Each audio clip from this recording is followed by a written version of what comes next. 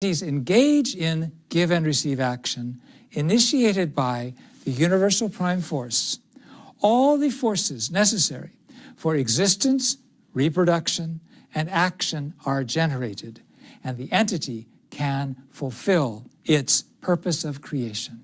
Reciprocal relationships of giving and receiving can be found between positive charges and negative charges, positive ions and negative ions, stamen and pistil, male and female, the exchange of oxygen and carbon dioxide between plants and animals, arteries and veins, inhalation and exhalation, consumption and elimination, husband and wife, myself and my neighbors, and all relationships. It's going on everywhere. It's universal. From the perspective of time and process, the universal prime force with God is the origin. The subject and object partners are the division stage, and through their reciprocal relationship, they form a union or an offspring of the origin. God, as the origin, is divided into two substances, after which they form one body. We call this process origin, division, union, action. In spatial terms, the four positions of origin, subject partner, object partner, and the union create the four-position foundation. This is the most stable and ideal structure. It is the core structure of the creation. When the circular movement of give and receive action rotates, it rotates on an axis, and it becomes a sphere. And the harmony of creation thereby unfolds. The harmony and beauty of the universe unfolds through the various degrees of distance, shape, direction, angle, and speed of giving and receiving in these orbits. God possesses this sustaining force and creative power. The materialistic dialectic from Marx of thesis, antithesis, and synthesis has justified the existence of conflict and use of violence and force to make so-called progress.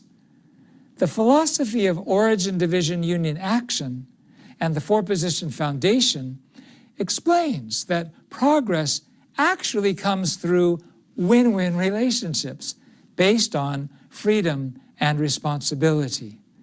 So this is a true and God-centered alternative, a superseding of the Marxist theory that has dominated the world for such a long time and has done such great damage.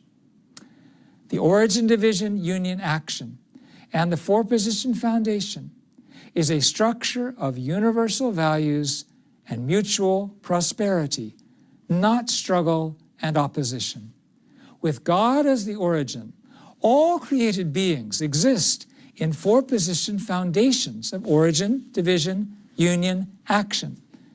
Now, there's a very important rule in give and receive action, and that rule is give first. Giving comes first. The one who gives first is the subject partner. The subject partner always takes interest in the object partner with a heart of love. He or she always cares for the object partner and puts their needs first. This is the mindset of the subject partner that reflects God's mindset as the original giver of love and giver of energy. The object partner, in return, feels that heart of loyalty, filial piety, good faith, respect, and gratitude toward the giver. This is the mindset of the object partner. However, we don't occupy one position only. Each one of us as an individual, exists in relation to 7 directions: up and down, front and back, right and left, and the center. We have different relationships with God and our parents, our teachers and employers, with our children, with our students and subordinates, with our seniors and elders, with our brothers and sisters, with our juniors and our younger brothers and sisters, with our spouse, with our neighbors and friends. Therefore, each of us acts as subject partner and object partner at the same time. We are multidimensional beings. So we learn to think and feel and act with a well-rounded personality. This makes life rich and enjoyable. And we learn to live with humility, sacrifice, service, mutual respect, consideration, and a heart to love others when we connect to this natural spiritual framework. The foundation is reciprocal relationship and the 4-position foundation. Jesus taught this, and he said, "Therefore, all things whatsoever ye would that men should do to you, do ye even so to them. For this is the law and the prophets." And he said, "Do not judge, so that you will not be judged. For by the standard you judge, you're going to be judged. And the measure that you use will be the measure you receive." Give and receive action. Jesus said, "Whoever then acknowledges me before people, I will acknowledge before my Father in heaven." And Jesus went on to teach this same principle when he said, "Whoever gives even a cup of cold water to one of these little ones in the name of a disciple, I tell you the truth, he will never lose his reward." In the Oriental ancient script, Tsa Jue, there is a script about measuring with a ruler. This is about relating to others by putting yourself in their shoes, from the position of up and down, front and back, right and left. Also in the 13th chapter of the Doctrine of the Mean, there is the script of Chung So, which says, "Do not do unto others as you would not like done unto you." So this is a universal truth. We find it everywhere. This is some of the wisdom we have so that we may live together in peace. It all comes from the same God, the same Creator. The goal of establishing a 4-position foundation through give and receive action is a world of interdependence, mutual prosperity, and universally shared values. Today, we seek a new kind of leadership. Sensitivity and righteousness are valued. The Unification Principle shows the way for leadership of interdependence and mutual prosperity based on universally shared values, rooted in God. Let us enjoy life together. Let us prosper and live with virtue.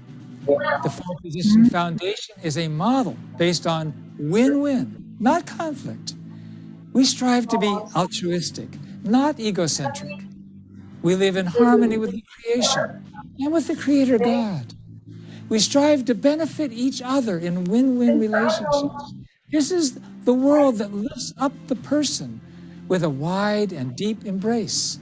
This is our way of life, based on God's existence. Thank you so much for listening, and God bless you. We'll see you next time.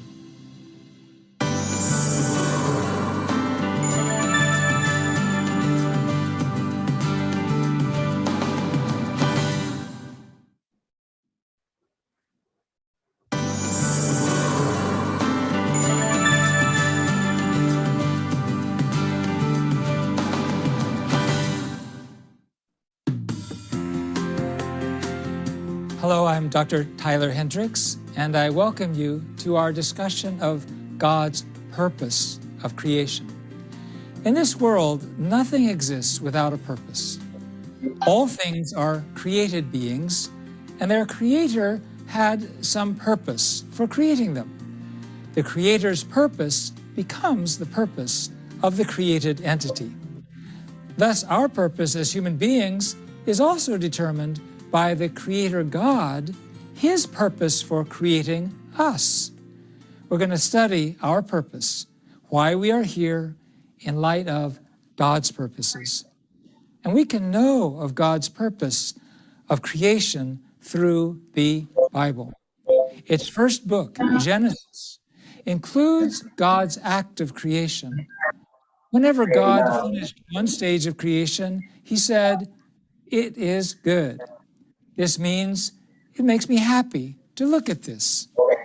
At the last stage, the creation of human beings, God said, "It is very good." So God felt a lot of joy. Why does a person feel joy?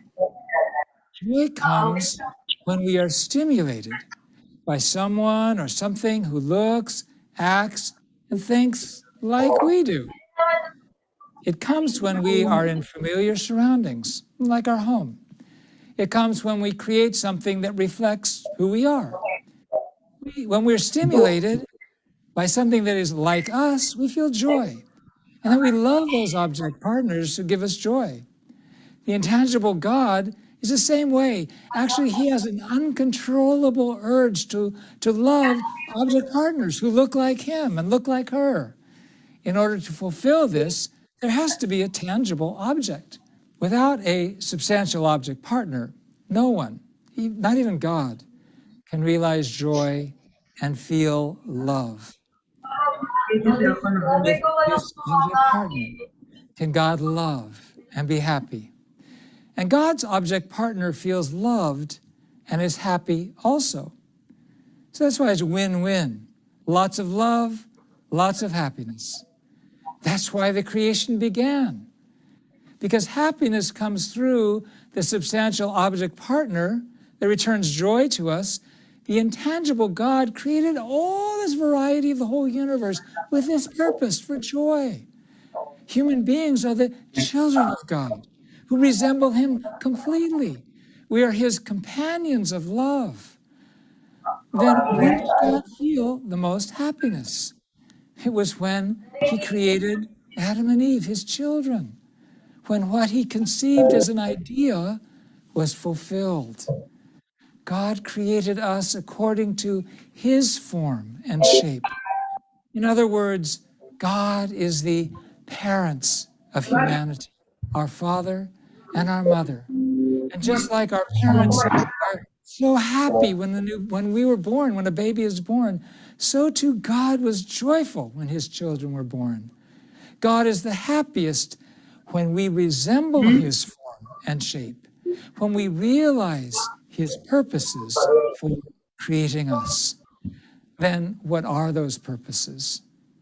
God, our parents, created us and gave us blessings.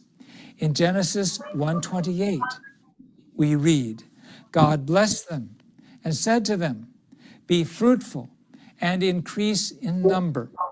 Fill the earth and subdue it. Rule over the fish in the sea and the birds in the sky, and over every living creature that moves on the ground." What does this mean? To be fruitful means for each of us to complete our individuality. It means to resemble God's divine nature and character. It means that centered on God's love, your mind and body must fulfill give and receive action with each other within you based on your conscience and your heart. You have to have God's wholeness and fulfill His and her values, God's values. In the Bible, they call Jesus the incarnation of God's Word. He is recorded as the one who became one with God. And so Jesus said, "If you see me, you see the Father." Jesus gave tremendous joy and happiness to God. Now, to increase in number and fill the earth means for those who have fulfilled their individual maturity, like Jesus, to marry and have children and expand from a family into a tribe, nation, and world. This, in other words, means the completion of the family. In Genesis 1:27, it says that God created man in his image, male and female, he created them. This means that the harmonious unification of male and female is the image of God. Genesis 2:24 states that husband and wife are to become one flesh. And Jesus repeated this in Matthew 19. Men were born for women. Women were born for men. And Jesus said, what God has put together, let no man cast asunder. The oneness of male and female is the form of God. The husband can meet God through his wife, and the wife can meet God through her husband. Through the oneness of husband and wife, children are born. And through the birth of children, the couple becomes parents, and the children become brothers and sisters. Thus, the family comprises 4 loves: the love of parents, the love of husband and wife, the love of children, and the love of brother and sister. Today, you and I can build a heaven with these 4 kinds of love in our family. A community where this love spreads to your neighbors, a world where all people serve God as their parents and consider all humanity as their brothers and sisters. This is the ideal of God. This is the purpose for which God created us, right? In Genesis 1. Finally, God said, subdue the earth, have dominion over it, rule over the fish in the sea and the birds in the sky, over every living creature that moves on the ground. What does this mean? It means for human beings to care for all things with love. Now, there are environmentalists who see this verse and they say, well, Christianity has had in the mindset of destroying nature. But to care for nature means for God's sons and daughters to help the creation fulfill its true nature. It means to reveal our object partner's value, the creation's value. It means to face all things with the heart of God. That is when natural things in the universe respond to us and bless us. It is an approach of loving nature, not destroying it. It means to develop and preserve nature with love, not to abuse and misuse and exploit the environment and the ecosystem. This is the extremely important insight of unification theory and Reverend Moon's own life, to take care of the creation, to take care of the oceans, to take care of all of God's creatures. It provides the basics of environmental ethics, the ecosystem theology. In unification theory, it says, after God created human beings, he gave us these 3 blessings. These are blessings that came to us by grace, but at the same time, they are our purpose and our responsibility. God is happiest when we fulfill these 3 blessings. The fulfillment of these 3 blessings is the perfect image of God. The way we can make God happy is through fulfilling these 3 blessings. The best example of this is everyone's parents. When their child is born, parents always hope for good health of the child's body and soul, and hope that they will meet a good husband or wife and have a good life. Parents feel the most joy when their children fulfill these things.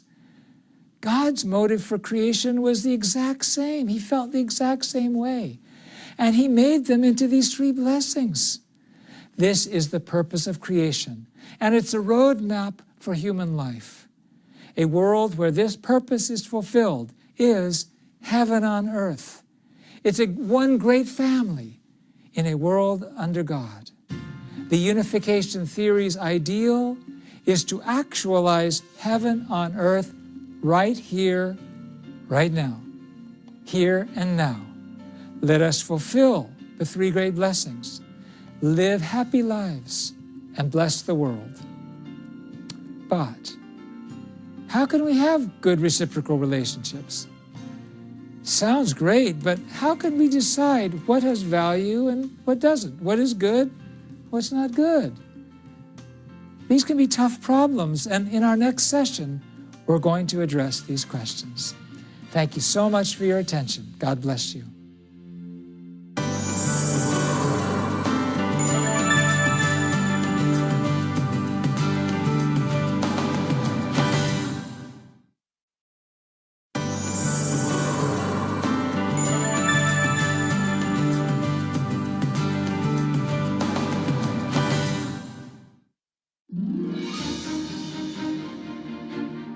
I'm Tyler Hendricks, your host for Unification Principle Study.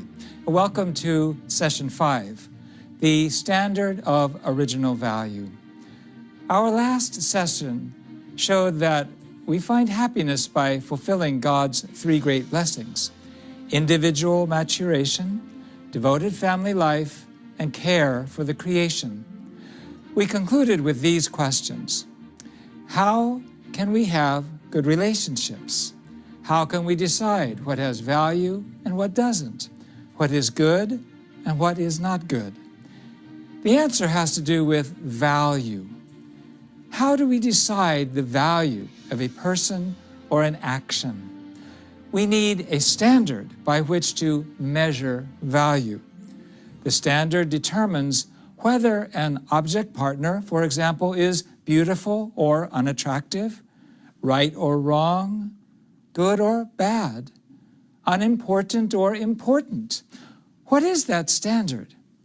In this chaotic and confusing world, the value we place corresponds to how we feel, or to the tint of the lenses by which we view the world. If we have rose-colored glasses, everything looks rosy. If we have blue glasses, everything is blue. So reality changes according to the condition of the window of one's heart. Most people have a look at the world centered on themselves. And when a self-centered value encounters the self-centered values of others, we end up with relativism, or the negation of value altogether. But this confusion about everything leads to conflict, sadness, and pain. It can be compared to a driver at an intersection who causes a huge traffic jam because he or she couldn't choose which direction to go. Our sense of values is formed through our daily experiences and education. The reason we study the Unification Principle is so that we can actually apply it and put it into practice in daily life by learning the core standard by which we can recognize what is true love, what is false love, what is principled, what is unprincipled, what is unselfish or selfish, what is original, what is just artificial. Unification Principle education provides us this essential insight. We can differentiate substantial value and psychological value. Substantial value refers to the value of physical things, such as commodities. We measure these in relation to our common physical needs. Psychological value refers to truth, beauty, and goodness. We measure these by our intellect, our emotion, and our conscience. In either case, the value of anything cannot be determined in the abstract. It is always determined within a relationship. Value is always measured in relationship to the subject partner's needs. Value is determined by whether or not the object partner satisfies the subject partner's needs. And these can be external needs or internal needs, substantial needs or psychological needs. Therefore, value is assessed in relationship to the subject partner's motivation and purpose. For example, A knife's value differs greatly based on whether it is used for a medical operation or as a weapon in a robbery. So it is important to include the elements of motivation and purpose in order to determine value. The intellect, emotion, and conscience reflect the original values of the creation, the true, the beautiful, and the good. The subject partner of original value is God. And these values, the good, true, and beautiful, are measured in relation to God's purpose, God's motivation. The values of the original creation arise from God. Therefore, human beings in the subject-partner position need to center on God's purpose of creation in our relationship with object partners.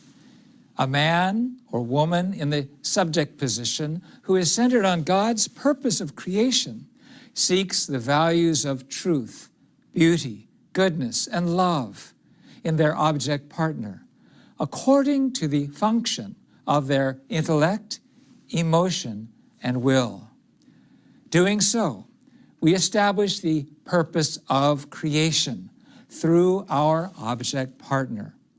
The object partner's original value is realized when it stands as the absolute object partner to human beings in the subject partner position.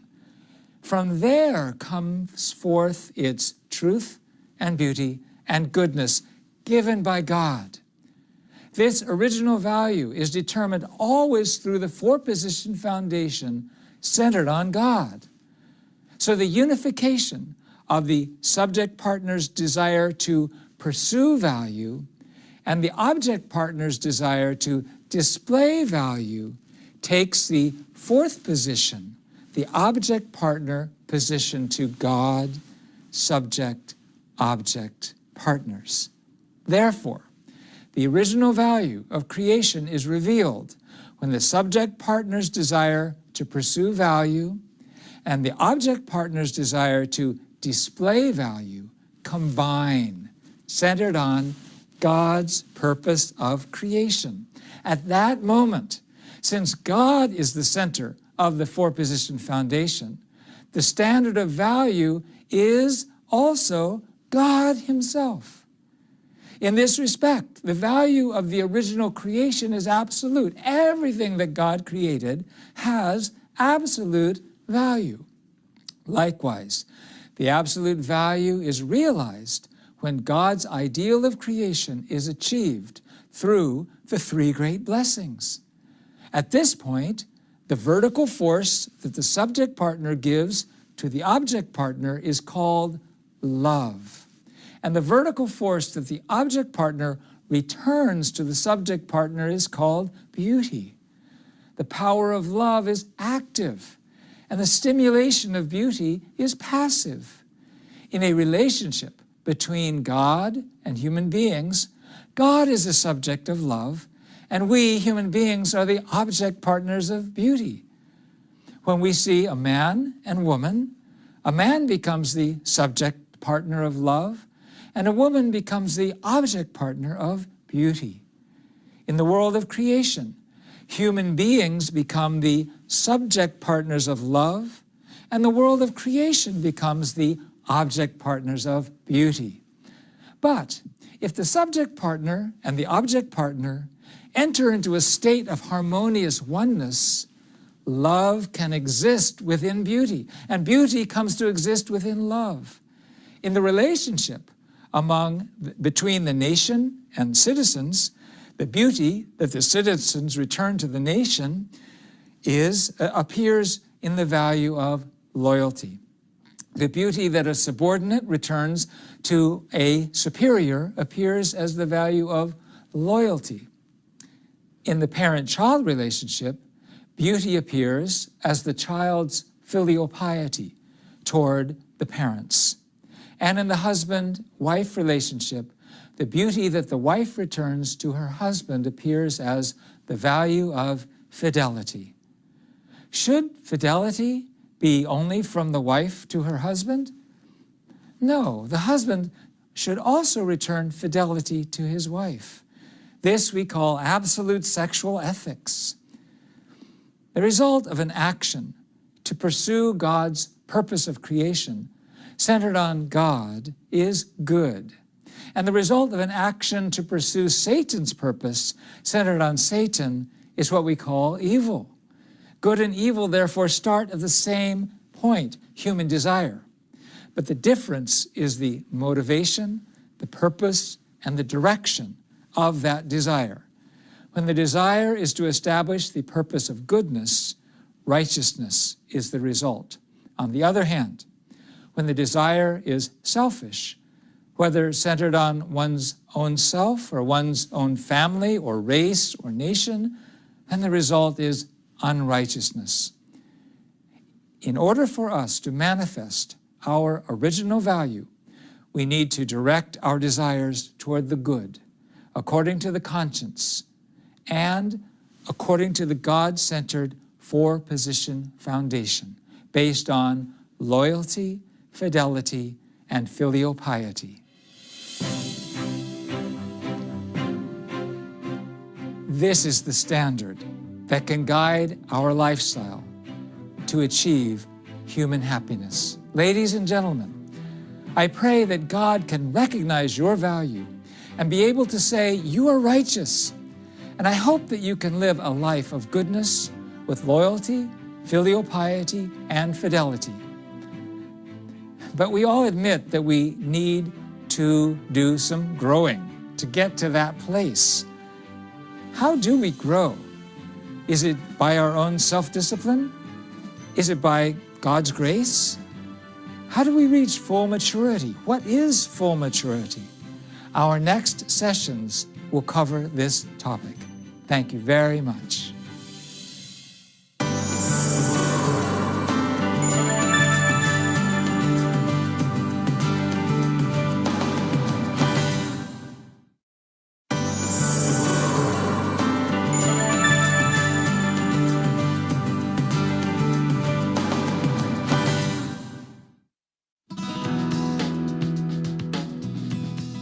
Welcome back to our discussion of the Unification Principle. I'm your host, Tyler Hendricks. In our last session, we learned that in order to manifest our original value, we need to direct our desires toward the good, according to the conscience, and following the God-centered four-position foundation, based on loyalty, fidelity, and filial piety. This is the standard that can guide our lifestyle to achieve true human happiness. But we all admit that we need to do some growing to get to that place. How do we grow? Is it by our own self-discipline? Does it just come down from God's grace? How do we reach full maturity? This session begins that discussion. Now, God works by order, law, and principle. We've already seen that. So by all his methods are discoverable by science. When creating the heavens and the earth, God worked through principles. He didn't create just by the force of his will or by magic. In fact, he created all things over a great expanse of time, according to certain ideas and concepts and rules that can be expressed mathematically, utilizing the faculty of the intellect. He also invested his energy, and he sought to express beauty, expressing his will and his heart. The Unification Principle embraces science. Science and religion have the same purpose. Albert Einstein said that science without religion is blind, but religion without science is crippled. Today, the Big Bang Theory is widely recognized as an explanation of the origin of the cosmos. It claims that the universe began as a single point, referred to as a singularity, which exploded nearly 15 billion years ago. It states that the universe prior to the Big Bang was simply a state of energy, and this energy triggered the explosion. the universe has continued to expand and will continue to expand further. The approximate age of our Earth is estimated at 4.6 billion years. The appearance of the most primitive life forms is believed to have occurred 3.5 billion years ago.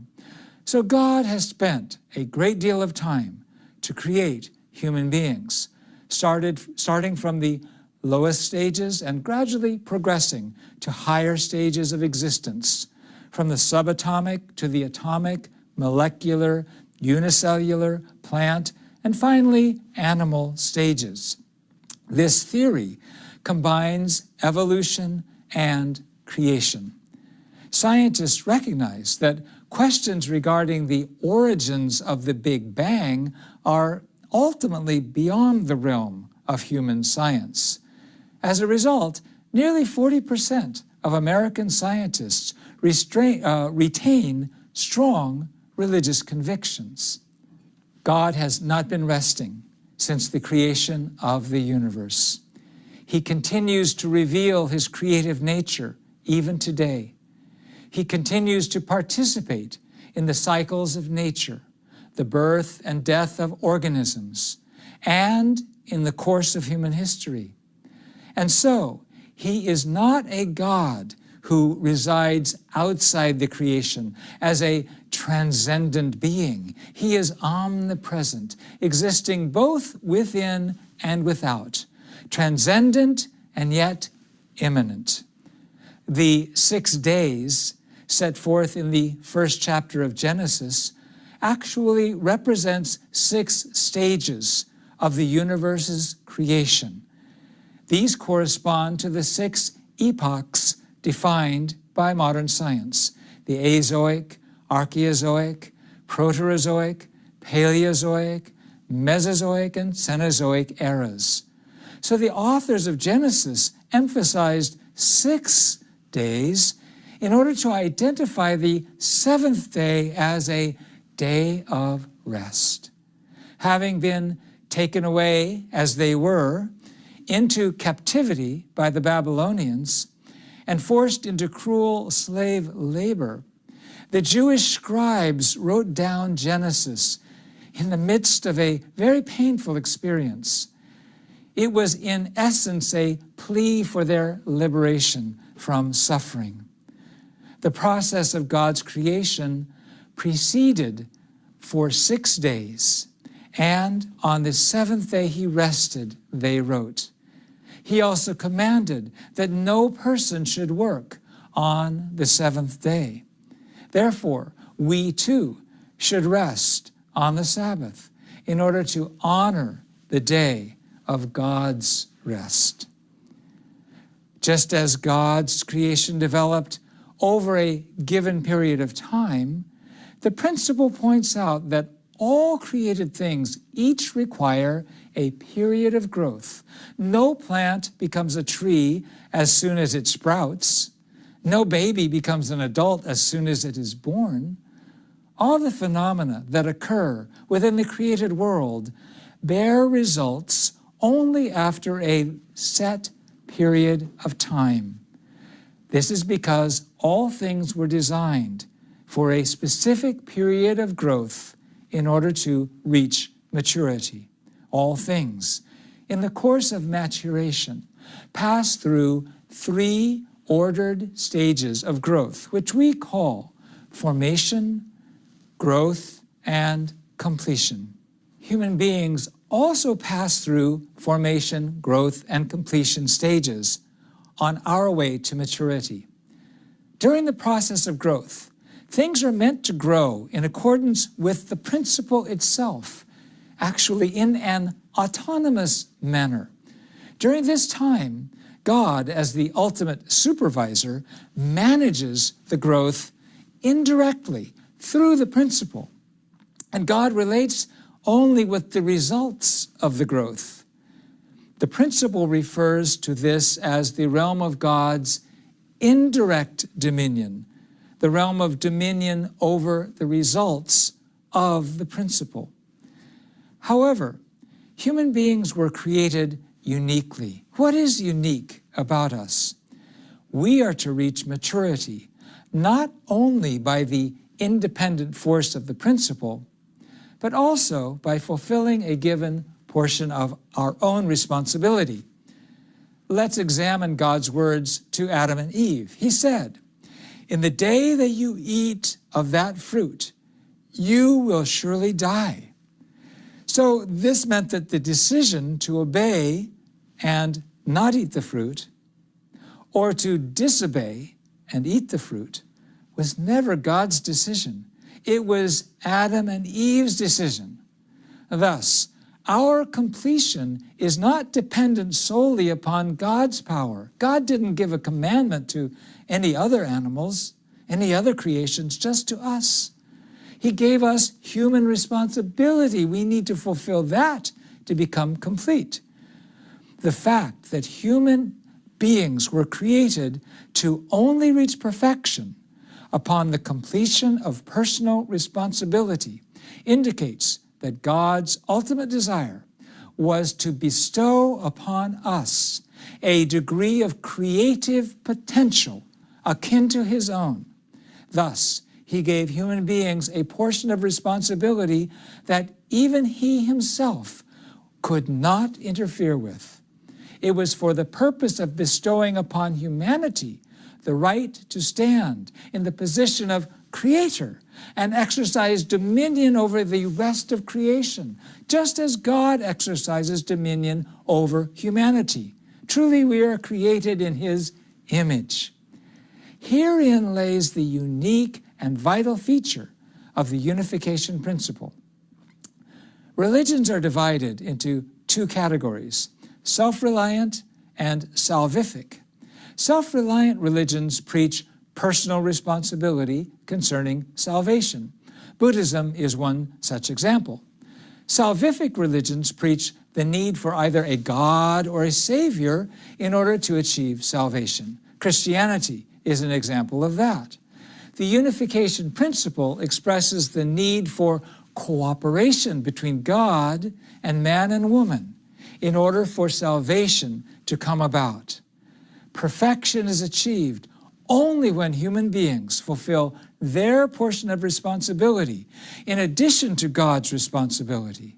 Thus, for example, the benefits of Christ's sacrifice on the cross come by God's decision, but whether to believe and reap those benefits or not is left up to us. Upon the completion of the human portion of responsibility, we will come to reside in the realm of God's direct dominion. The realm of God's direct dominion refers to a state of living in unity of heart with God as a perfected man and woman who come together to form a family four-position foundation wherein they engage in a life of goodness while exchanging love and beauty. Such human beings would live in harmony as unique members of the same body, all receiving signals from a central nervous system, as it were, and all understanding the heart of God, knowing his will, and fulfilling the purpose of creation in perfect accordance with it. This acquisition and experience of Emmanuel in our lives, which means God with us. How wondrous it is to be able to say, God is always with me. God eats, God sleeps, comes and goes, is glad or sad together with me. How wonderful that is. That is God's purpose, and that is the reality of the direct dominion. I hope that each of you can reside within the realm of God's direct dominion and become Emmanuel, moving when God moves, resting when he rests. Now we come to the question of life after death. We may live a wonderful life for 100 years, but is that all there is? In us is a bigger horizon, a desire for life beyond life. But how can we be sure about what that life will be like? We will discuss this in our next session. Thank you so much for listening. See you next time.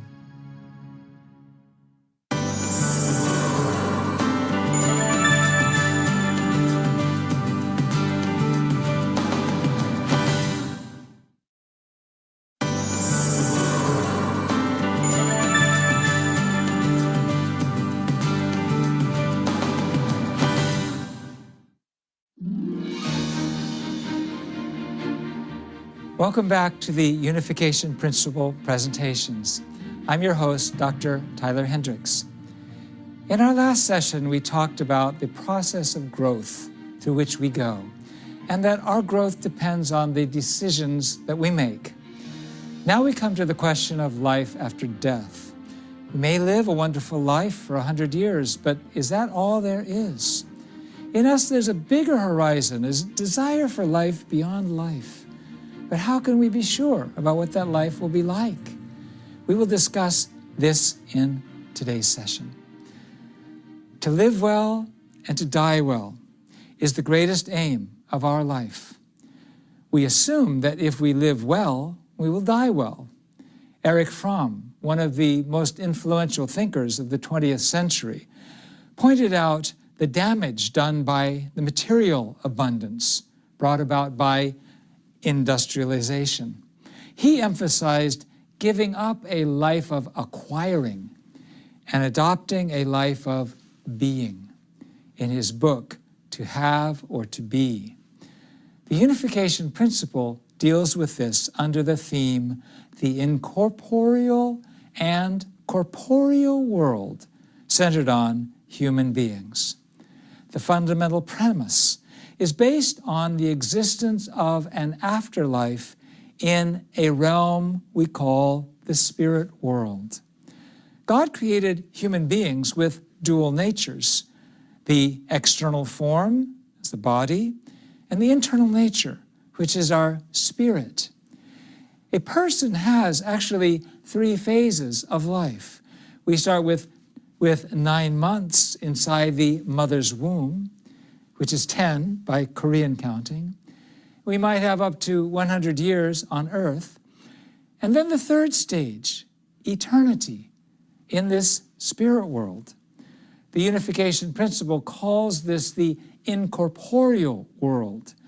The nutrition and prenatal education received while inside the mother's womb prepares us for our 100 years of life in the physical world on earth.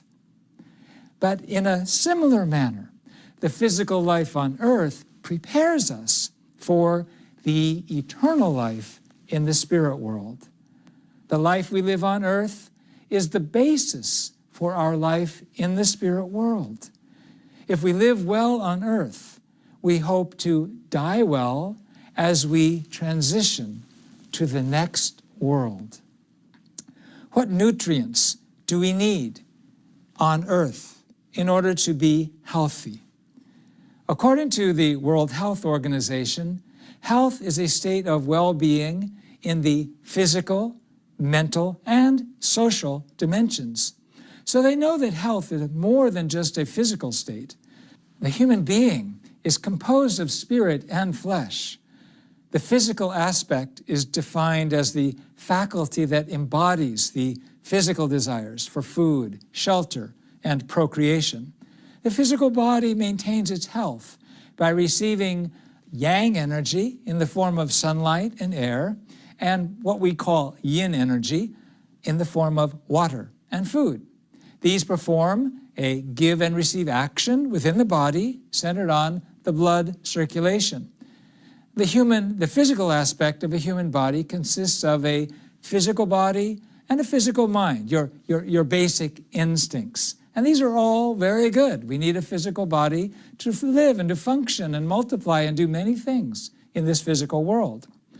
Likewise, our spiritual aspect consists of a spirit body and a spirit mind. The spirit mind emphasizes the original values of truth, goodness, beauty, and love. As the quality of nutrition determines the health of the physical body, so too the quality of nutrition determines whether the spirit grows to be healthy or just remains immature. What are these nutrients? Among the nutrients for the spirit, the yang nutrient we call the life element. This can be defined as the divine love and word of God, the divine blessing of the Holy Spirit, universal energy, the essence of universal truth. The source of the yin nutrition for the spirit is actually the physical body. That yin nutrition comes from the deeds that we do and the words that we speak. For example, when we overcome physical hardship and do good, we provide good yin elements to our spirit. As a result, we feel elated, we feel self-esteem, we feel a lot of energy. The elements that are supplied then by the physical body to the spirit body we call vitality elements. The spirit body does not only receive from the physical body, it also feeds the physical body.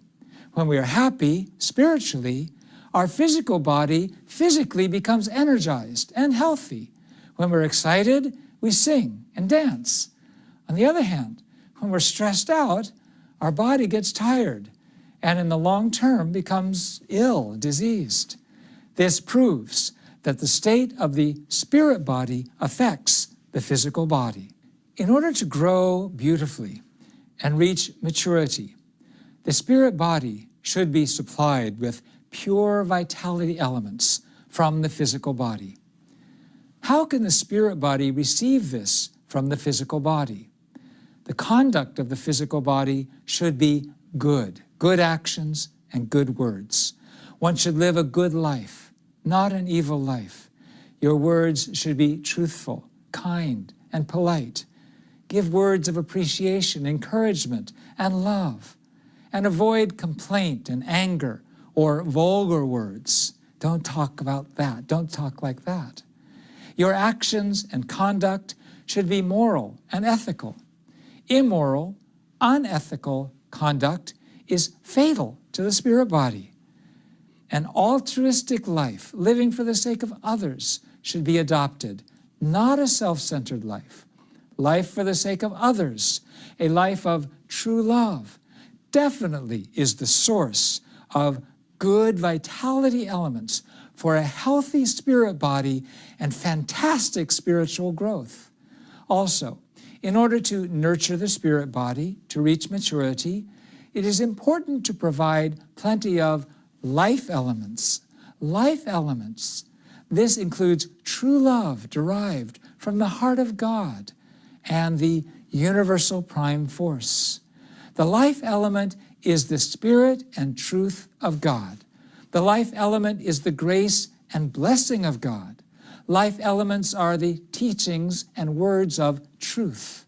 In order to receive life elements, one needs to live a life that promotes the growth of the spirit body. Then you put yourself in the position to receive and to digest God's love and truth. One needs to adopt a lifestyle of faith, prayer, worship, and study the truth.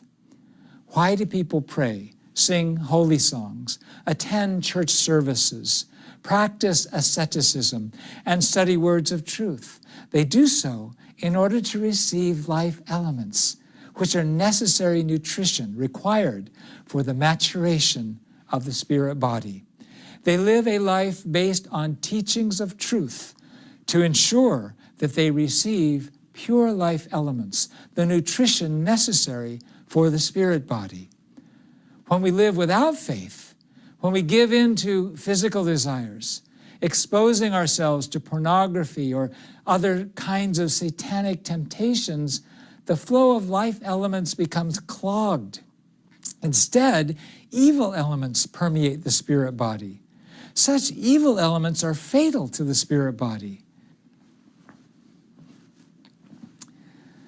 The relationship between the physical body and spirit body is akin to the relationship between a tree and its fruit.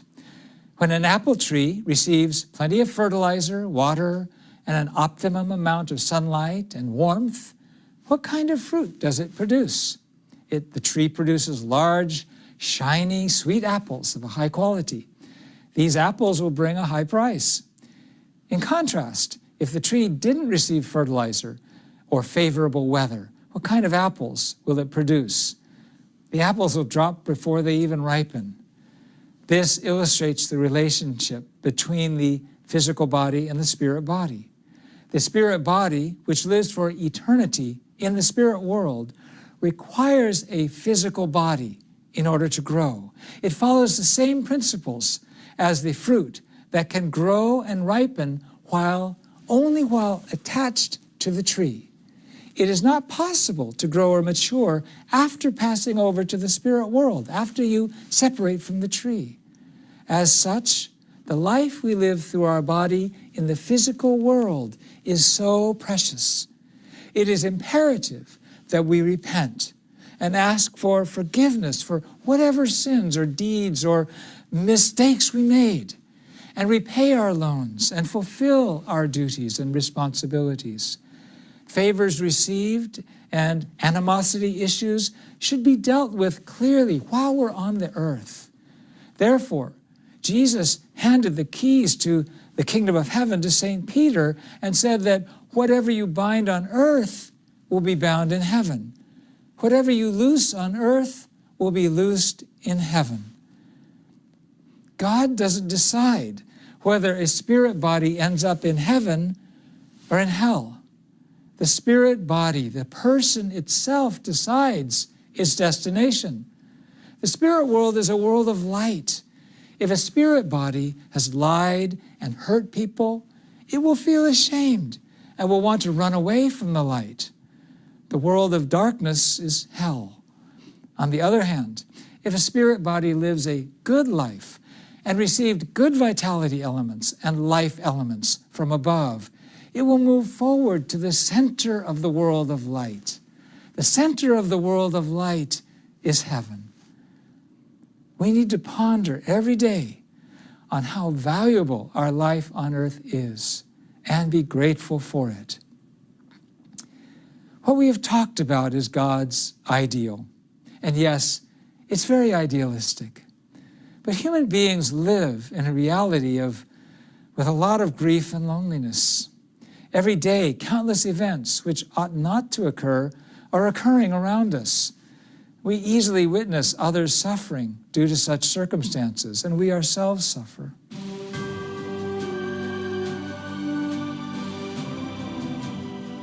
I wish that you will live a life where you receive plenty of good vitality elements and life elements, and lead a genuine life in this world and the next. But it's not so easy. We have an evil mind that undermines our good intentions.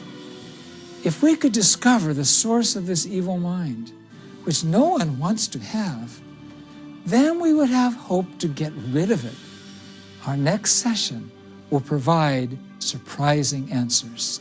Thank you so much for listening, and God bless you.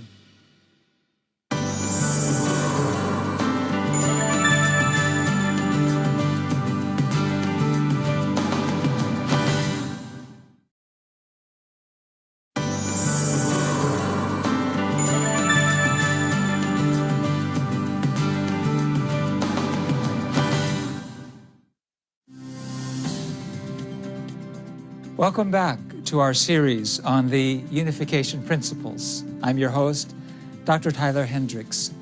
What we have talked about thus far is God's ideal, and it is very idealistic. But human beings live in a reality of grief and loneliness. Every day, countless events that ought not to occur are occurring around us, and we can easily witness others suffering and our own suffering due to such circumstances. We want to live a life where we receive plenty of good vitality elements and life elements, but to lead a genuine life in this world and the next. But it's not so easy. The daily news inundates us with stories of scams and brutal crimes, political corruption, and the suffering of dying patients. There are also many who suffer from physical handicaps, psychological problems, and sexual confusion beyond their control, who then inflict suffering upon others. In our daily lives, we're bound to experience the existence of evil. In reality, human beings possess an innate desire to choose good over evil. However, as we can see from St. Paul's confession in Romans 7, verses 22 to 23, all human beings are swayed by the influence of some evil force beyond our control. So we carry out the evil which our original mind rejects. According to Christianity, the root of human suffering lies in the fall of Adam and Eve, the progenitors of all humanity. According to Buddhism, all people inherently possess a Buddha nature, though they often fall into despair and suffering due to ignorance and attachment. Concerning this state of human affairs, Chun Shi insisted that human beings are born inherently evil, whereas his contemporary Mencius argued that human beings are born essentially good and only become evil when we are seduced by external influences. Well, what is the answer? The reason human beings have yet to eliminate the existence of evil and subdue its influence lies in the fact that we have yet to comprehend the identity of the source of evil, or the subject partner of evil, which we call Satan, and the manner by which Satan came to assume this position.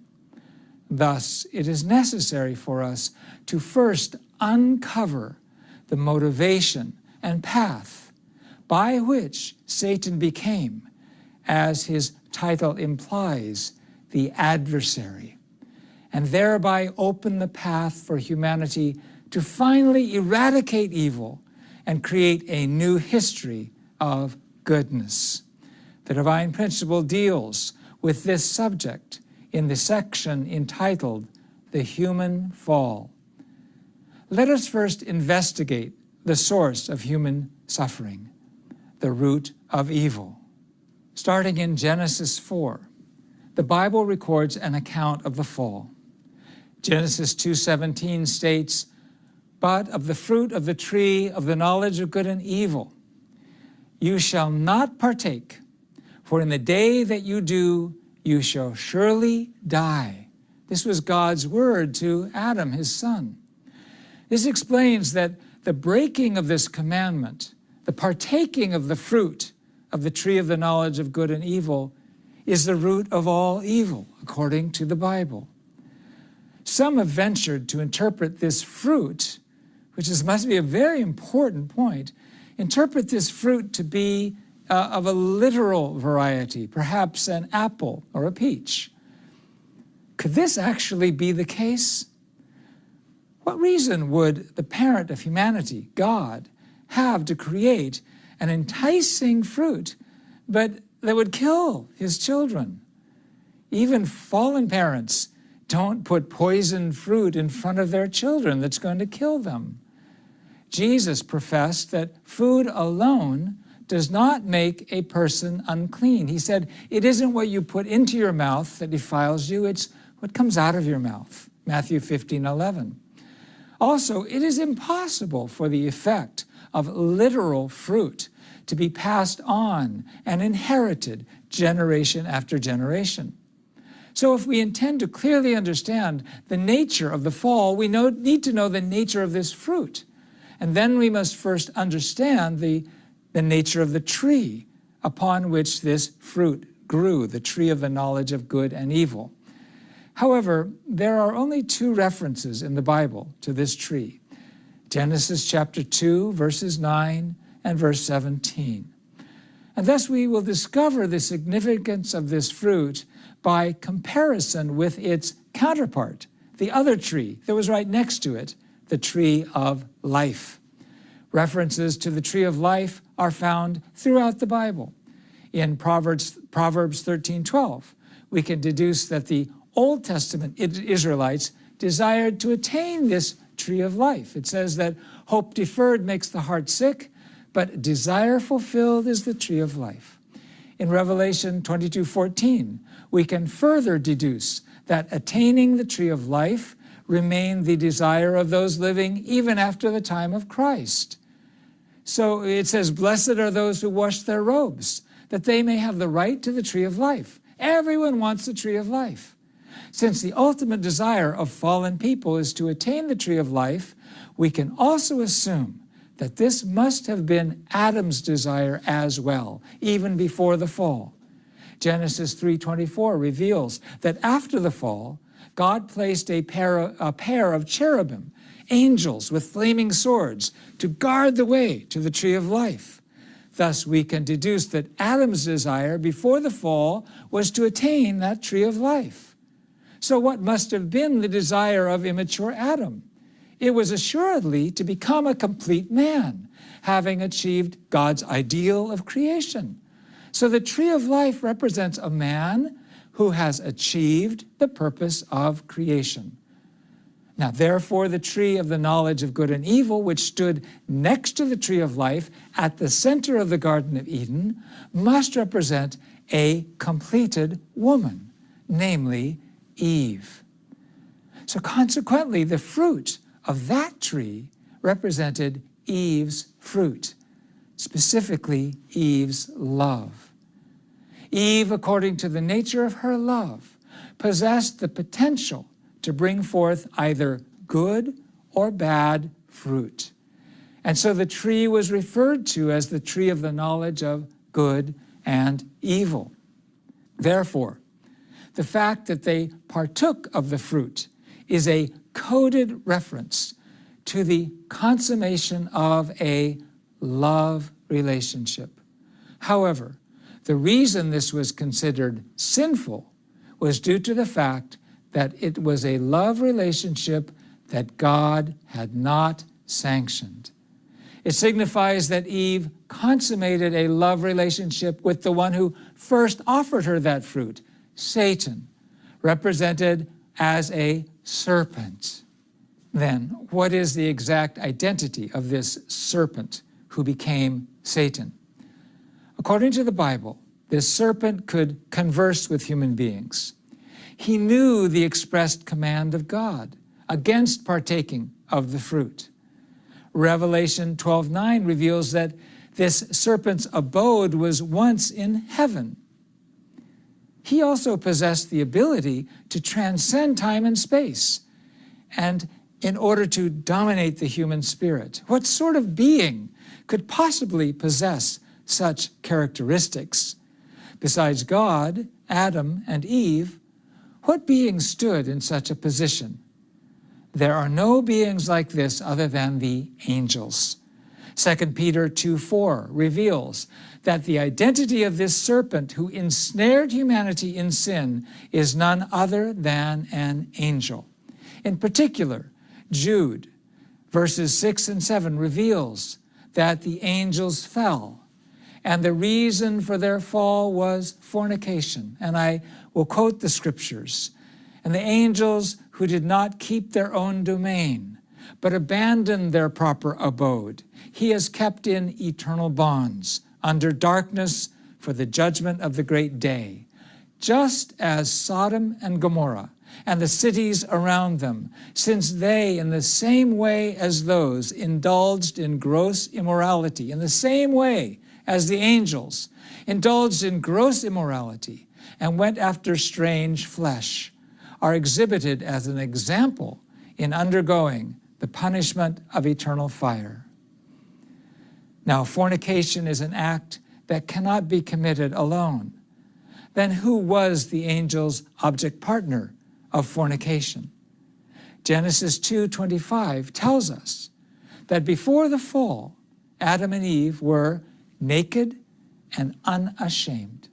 However, Genesis 3:7 reveals that after partaking of the fruit, they felt great shame, and they covered their lower parts with fig leaves. This fact indicates that their lower parts were the objects of their shame. Job 31, verses 33 and 34, leads us to infer that their lower parts were sinful. It says, if I have hidden my sin like Adam. When we do something wrong, we hide that sin. And Adam and Eve hid their sin. They were ashamed. And what they hid was where they sinned, and that was with their lower parts. Due to the first ancestor's fornication with the angel, all humanity is born to Satan's lineage, for we are their descendants. In Matthew 3:7, John the Baptist reproaches a group of religious leaders. He refers to them as a brood of vipers, serpents, children of Satan. Likewise, in Matthew 23:33, Jesus rebuked the people. He said, "You serpents, you generation of vipers." Why then must the fall be of a sexual nature? Typically, in Christianity, the fall is interpreted as the result of human ambition and disobedience in seeking to become like God. However, when viewing the Bible as a whole, it is apparent that the fall must, in fact, be of a sexual nature. The story of the fall, as recorded in the Bible in Genesis chapters 2 and 3, is said to belong to the J tradition, the Yahwist tradition of biblical redactors, around 931 BC. The author was most likely a prophet during the reign of King Solomon. Now, what was going on during the reign of King Solomon? At that time, Solomon utilized the geopolitical position of Israel as a trading hub to accumulate vast wealth. In order to avoid war and stabilize his government, he engaged in a foreign policy of contractual marriages with the relatives of foreign regents. For this purpose, Solomon managed to obtain, in addition to his official wife, who was the Pharaoh's daughter, a harem of 700 consorts and 300 concubines. This is recorded in 1 Kings chapter 11. So Solomon went on to embrace the various idols that these 1,000 women brought with them from their own cultures. And he even built altars for them where they could burn incense and make offerings to these idols, to these false gods. Thus, the nation of Israel, which had forsworn to attend Yahweh alone, soon became a religious hodgepodge. Fertility cults, worshiping Asherah or Anat, the goddess of sex and fertility, soon became prevalent. They were spreading everywhere. Fertility cults conducted fertility rituals in which the high priest would engage in sex with a temple prostitute, male or female, to represent sexual unity with the deity. Particularly in the Near East, people began to revere the snake as a symbol of sexual pleasure, along with health and knowledge and fertility. Many children of Israel, the chosen people, they abandoned their commitment to God and began to revere such deities, thereby falling into sexual promiscuity. So it appears that the Yahwist author of those verses in Genesis intended to reveal that the serpent, which many had come to revere, was not in fact a deity of grace, but a seducer and a deceiver, that this sexual deity, the serpent, was the one who actually brought about the human fall, causing Adam and Eve to commit the original sin and be expelled from the Garden of Eden. We should come away from this with the assured knowledge that the origin of human suffering and the root of sin is nothing other than the sexual transgression of our first ancestors, Adam and Eve. In our next session, we will explore in greater depth the motivation and process of the fall. This will reveal how the fall works in our lives and in our society, and how we can reverse it and free ourselves from it. I look forward to sharing this with you. Thank you so much.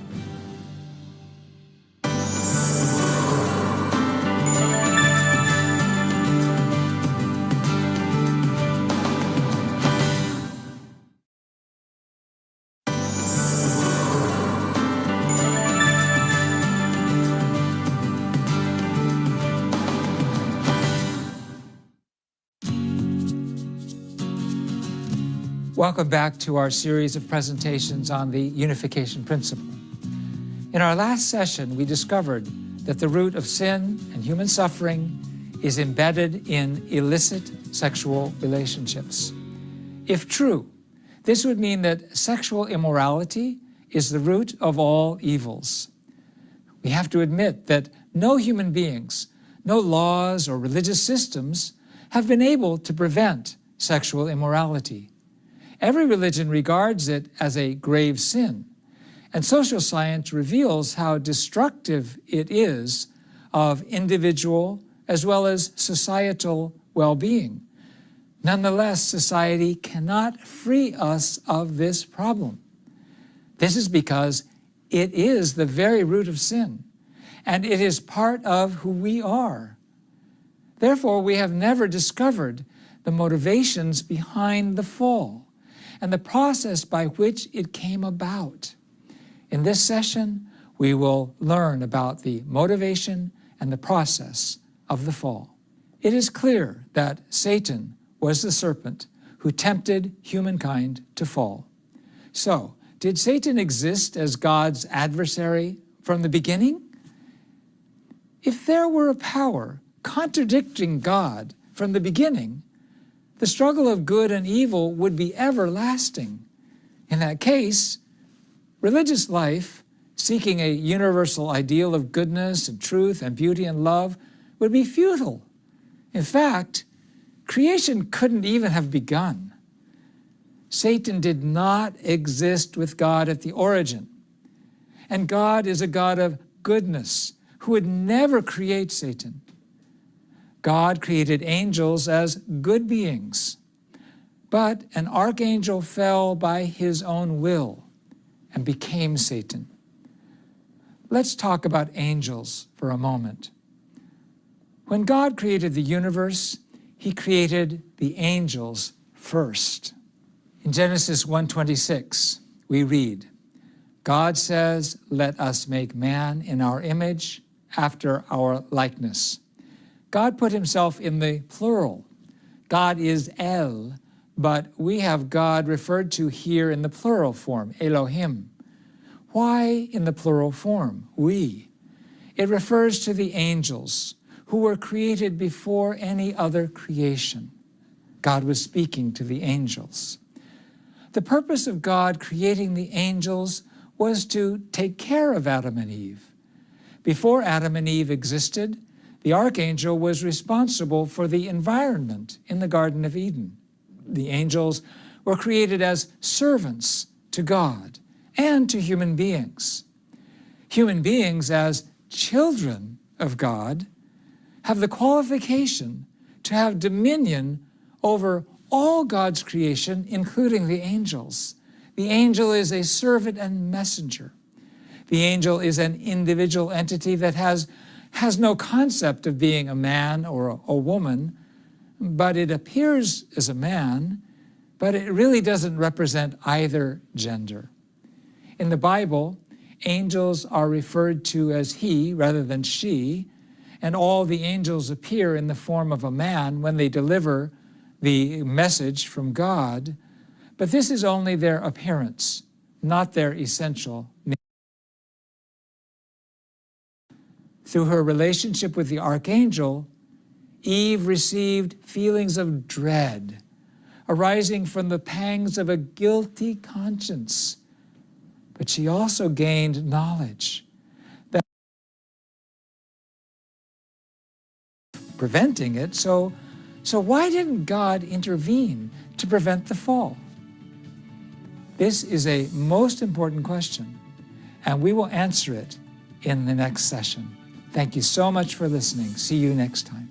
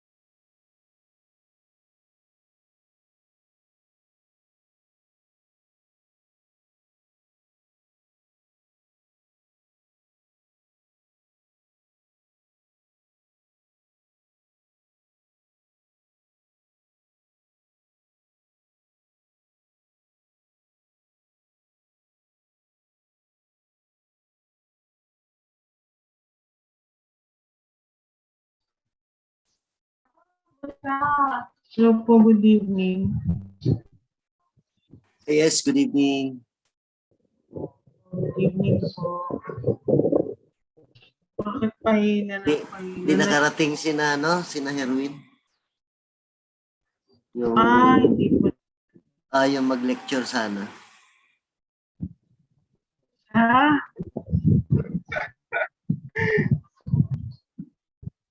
Dalawa sila ni Doc V ngayon eh. Si Doc naman nagsabi na na hindi siya maka-attend. Si Herwin nahabol pero hindi rin naka. I see. Kung lecture tayo, 10 na po yan. Ano na lang, close na natin. Okay.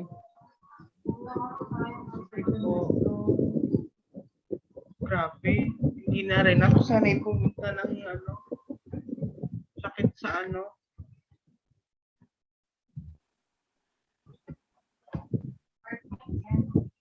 Okay po. Close na po natin. So, please join me in prayer. So, closing prayer na, kuya. Sige Okay po. Okay, please join me in prayer. Good evening, our most loving Heavenly Parents and to parents of heaven, earth, and mankind. Whether we have heard learn from our Dr. Hendricks about the introduction of the principle and the principle of creation. And Father, we thank you for this learning, Heavenly Father, so that we can improve more our craft as mouthpieces of yours, Heavenly Father. And that we, Heavenly Parents, we are very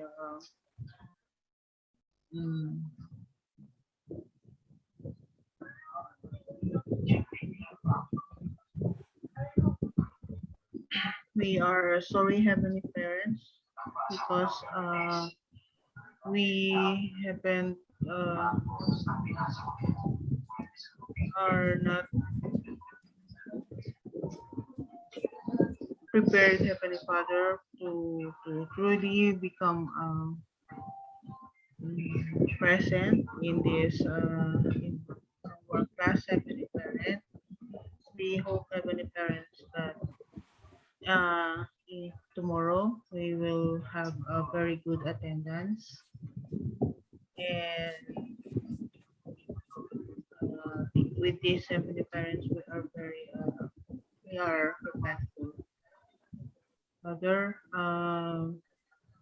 we report this and with